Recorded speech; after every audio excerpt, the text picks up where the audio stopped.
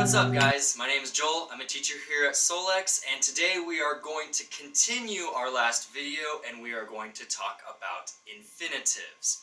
Now, in the last video we talked about gerunds, and you can click on that link right there in case you need to remember or if you did not see the first part of the video.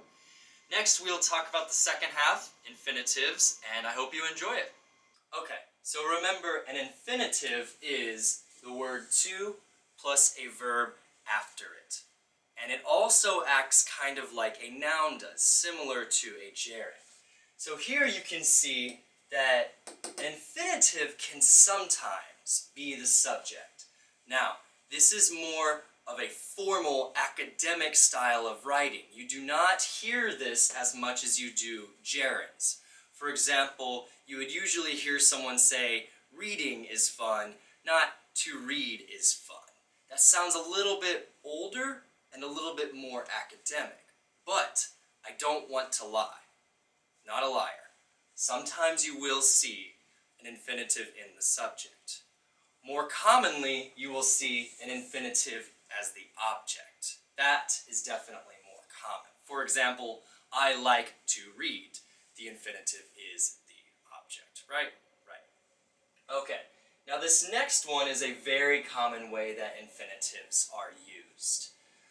Many times when you want to answer a question that is, why did you move to Chicago? Right? Now this is not an opinion. We are asking for a reason or a purpose, right? Then you can answer with, right, the word because. Most students say, I moved to Chicago because I wanted to learn English, right? Another way to answer this, and this is very common in English, is to not say because, but to use an infinitive. So, why did you move to Chicago, Joel? I moved to Chicago to learn English. And here is our infinitive right here. This is very, very common, and it sort of makes your sentence a little bit shorter, a little bit more concise. It flows a little bit nicer than always saying because, right? Alright, we have a few more uses for infinitives for you. Okay, I have two more sentences to tell you about, and then one more quick thing I want to talk about at the end of the video. So, first, she has enough money to buy a car. Now, hopefully you can tell what the infinitive is. It is to buy, exactly. And the word that we use infinitives with here is enough, right?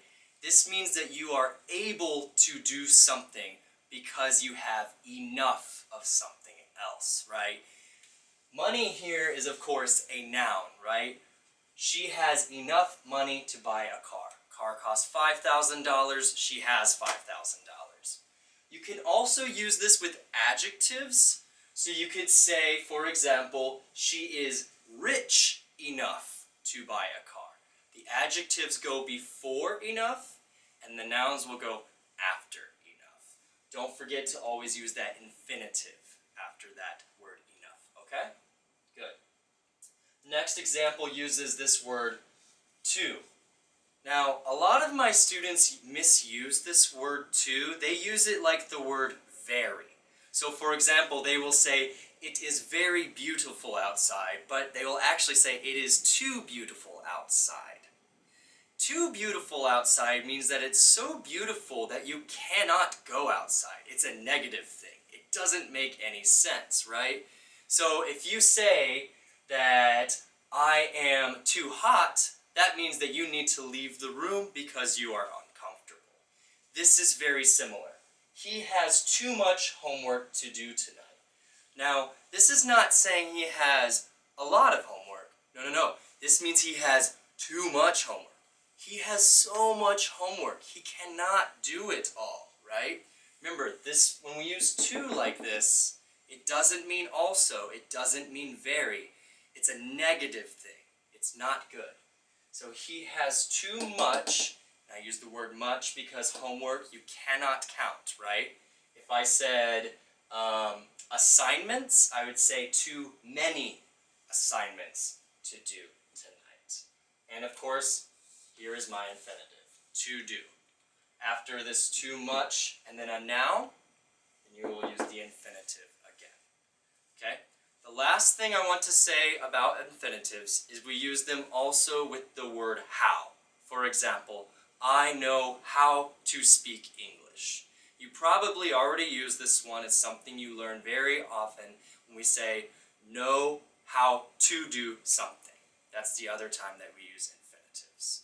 Okay, last thing I want to do is give you a list. So we will post these up on the video here, and you can pause it, you can study these words. I tried to choose these words because they are very common and very useful.